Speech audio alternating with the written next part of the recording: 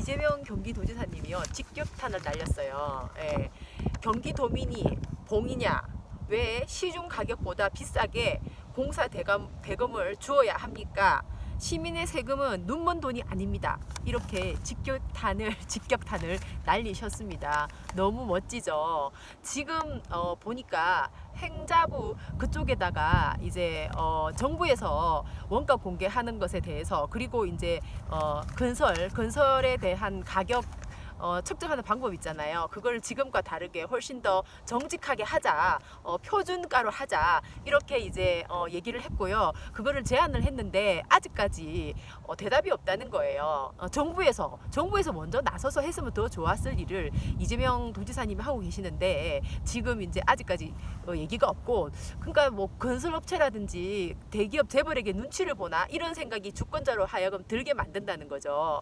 그리고 이제 토론을 또 제안을 하셨는데 아직까지 토론을 어떻게 하겠다는 말이 없는 거예요. 이것은 주권자에 대한 우롱이라 생각합니다. 저는 반드시 토론을 해서 주권자가 왜 돈을 더 내는지, 분명히 관급 공사라는 것은 세금으로 하는 것인데 왜 자기들 마음대로 더 많은 돈을 내도록 해서 이게 꼭 눈먼 돈인 것처럼 만드나요? 이것은 도민의 혈세입니다. 동시에 나라에서 하는 그 건물 같은 경우에는 당연히 이제 우리 주권자 전체의 혈세이기도 하죠. 그래서 이것은 반드시 토론을 하든, 어떻게 정부가 나서서 이 우리 주권자들한테 속 시원하게 해결을 해줘야 된다. 저는 그렇게 생각을 해요. 많은 사람들이 사실 건설에 대해서 정말 믿지 못하잖아요. 건설회사 다니면 전부 사기꾼이다. 건설회사 인간들 전부 사기꾼이지. 이런 말이 그냥 나온 게 아니겠죠. 그래서 지금 사실은 건설업계가 눈먼 돈을 잘 해먹었는데 이제는 건설 적폐를 청산해야 된다. 이제 시작이다. 이제 이런 말을 하는 거죠.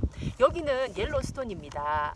그러니까 테오도르 루즈벨트가요. 여기 이제 여기 제가 갔던 러시모어에 갔던 대통령 네 사람 중에서 지금 이제 안경 낀 사람, 이 사람, 그러니까 링컨 대통령 옆에 있는 제일 막내예요. 4명 중에서 이 사람이 이제 여기 옐로스톤을 그러니까 국립공원 1호로 만들었어요. 그러니까 넓이로 치면은 대략 이 공원의 넓이가요, 미국 공원 규모가 크다 보니까 거의 뭐 경기도 정확하진 않지만 그 정도로 넓어요. 그래서 이제 국립공원이 되었기 때문에 일반 사람들이 만약에 예를 들어서 옛날처럼 여기도 이제 옛날에 테오도르 루즈벨트가 노동자들과 어떤 재벌들 간에 서로 간에 이해관계 충돌 있잖아요. 그것을 정부가 직접 나서서 해야 된다고 제일 먼저 선포해가지고 강력하게 밀어붙였던 사람이에요. 그래가지고 이제 이런 것을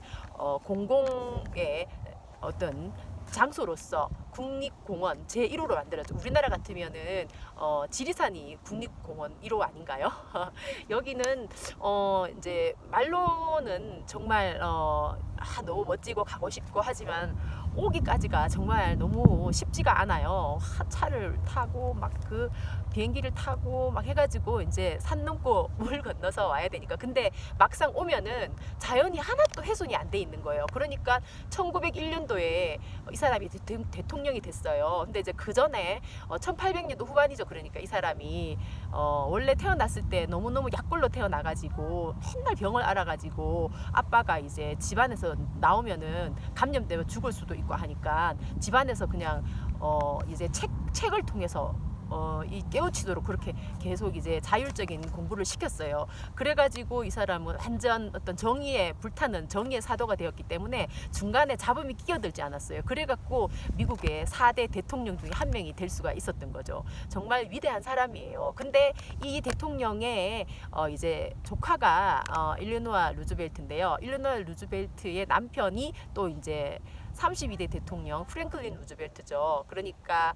프랭클린 루즈벨트가 이제 1933년도에 대통령이 되었을 때는 대공황이 이제 막 진행되고 있을 때라 너무너무 힘들 때였어요. 근데 이제 그게 알고 보면은 또 재벌과 그 다음에 이제 일반 노동자들 사이에 간격의 갭이 너무너무 컸던 거죠. 그래가지고 정부가 주도해서 이거를 이끌어야 된다 이래가지고 이제 주도를 했는데 적폐 세력들의 이제 공격이 너무너무 엄청났던 거예요.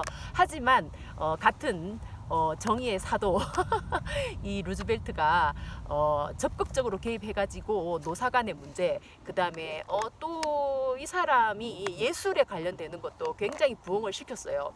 그리고 이제 공공 부문이라든지 뭐 노조라든지 이런 것들이 그때 그 당시에 잘 자리 잡게 되는, 어떻게 보면은 이제 기틀을 잡아놓은 것을 그대로 또 이제 루즈벨트가 4번 대통령을 했었거든요. 왜냐하면 중간에 전쟁도 끼어 있고 또 워낙에 일을 잘하다 보니까, 원래 미국은 제1대 대통령 조지 워싱턴부터 해서 2번 하잖아요. 근데 미국의 조지 워싱턴이 그러니까 1대 대통령인데 그 사람의 가장 위대한 걸 꼽아라 하면 미국 사람들도 대통령을 2번 했다는 거예요. 왜냐하면 영국이나 유럽이 전부 다 왕권 시대였기 때문에 그때 이제 그 사람이 대통령제를 2번 하는 걸로 하지 않고, 만약에 이제 나폴레옹처럼 나는 이제 지미 국가다 이런 식으로 해버려도 어떻게 아무도 말할 수 없는 상황이었어요. 그리고 조지 워싱턴은 너무너무 사랑받는 장군이었기 때문에 한때 조지 워싱턴이 이것은 이제 완전 역사로서 그렇게 만들어야 된다고 하면서 이제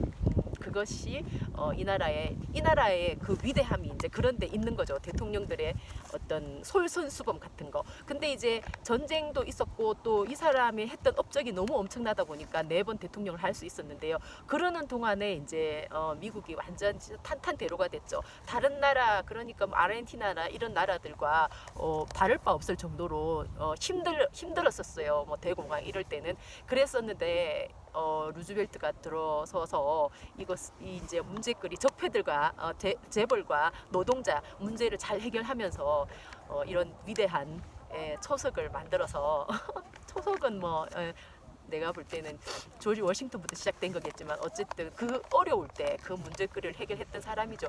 그래서 지금 소득 주도 성장이라는 것도 이재명 지사님은 얘기하더라고요. 이제 아주 현대에 맞는 그런 뉴딜 정책이다 이렇게 말을 했어요. 뉴딜이 아니라 뉴딜 정책.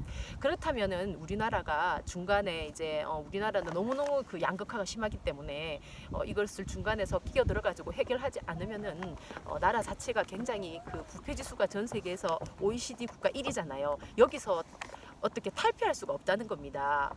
그것을 탈피하기 위해서라도 꼭 그 이제 소득 주도 성장 이것이 성공해야 된다. 그래서 우리 주권자들이 반드시 밀고 나가는데 큰 힘을 보태야 된다. 저는 그렇게 생각을 합니다. 그리고 저는 여기 와서 많은 것을 정말 감동을 받았는데, 그러니까 뭐 예를 들어서 이제 왜 이태리나 아니면은 스페인 같은데 코르도바 뭐 이런 어마어마한 그 이제 성당 있잖아요. 그런 성당에 가면은 야 이게 사람이 과연 만들 수 있을까? 이건 정말 신의 계시를 받아야만 만들 수 있는 어떤 작품이지. 이렇게 하면서 완전히 어떤 경이로움 같은 거 이런 거를 저는 이제 느꼈어요. 왜냐하면 똑같은 사람인데 완전 인간의 어떤 그 일반적인 인간이 가지고 있는 그 힘 이상의 영감이 없다면은 이런 걸 만들 수 없다. 하지만 거기서 제가 느낀 거는 경이로움이었다면은, 제가 여기 이제 이런 옐로스톤에 와서 느낀 것은 완전 다른 차원의 느낌이었는데, 바로 거룩함 같은 거 있잖아요. 경건함 이런 게 생기는 거예요. 그래서 마음이 너무 차분해지면서 완전 그 경건함이란 거룩함이란 무엇인가, 그것을 몸소 완전 정신적으로 체험한 중요한 순간이었어요. 그래서 그러면서도 계속 이제 우리나라의 정세를 체크를 했었어요. 그리고 이재명 도지사님이 너무너무 노력하고 계신데 우리 주권자들의 힘 하나하나가 물방울처럼 모여가지고 큰 강을 이루고 완전 바다를 이루어서 반드시 우리나라가 다시 한번 부패 공화국에서 탈출할 수 있는 그런 기회를 그런 우리나라의 이제 운명, 기적 같은 운명을 만들어야 되는데요. 함께 만들어야겠죠. 그리고 이렇게 이런 국립공원, 제1국립공원에서 또 하나 느낀 것은 여기 높이가요. 백두산이 2770인가요? 하여튼 그렇잖아요. 근데 여기가 2400이 좀 넘어요. 그러니까 뭐 구분 응수는 좀 되는 데죠. 근데 여기서 지금 이제 완전 밑에 용암이 흐르고 있어요. 그래가지고 여기가 대평원, 여기가 4,000m가 넘는데 2,400m쯤 되는 이곳에 이제 완전 대평원이 있고 곳곳에 지금 이제 저렇게 뒤에 온천 가늘천이 흘러요. 그러고 이제 너무너무 많아요. 다니면서 완전 신기하죠. 그러니까 그리고 어떤 곳에서는 가스가 이렇게 이제 흐르는데 이렇게 가늘천이 흐르는 게 아니고 그 진흙이 이렇게 막 뽀글뽀글 올라오고 있어요. 그래갖고 옆으로는 완전 꼭 그 진흙으로 만들어 놓은 무슨 이제 질그릇 같은 그런 느낌이 쫙 펼쳐져 있는데 너무너무 특이해요. 그래서 이 자연이 언제까지 우리에게 이런 기쁨을 주고 어떤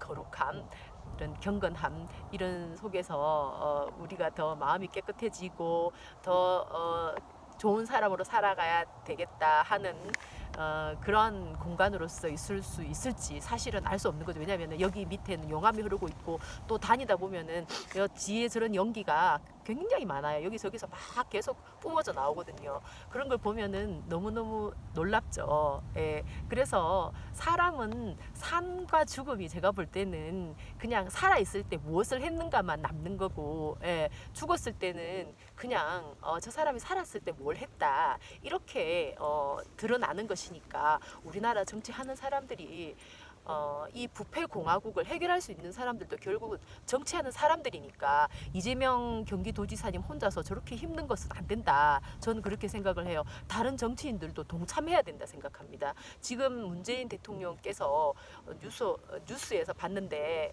이제 양극화에 대한 얘기를 그분도 하셨더라고요. 그래서 이제 조금 발맞추어서 함께 이 국회의원들도 나가려나 하는 그런 기대감을 일단 가져봤어요. 예.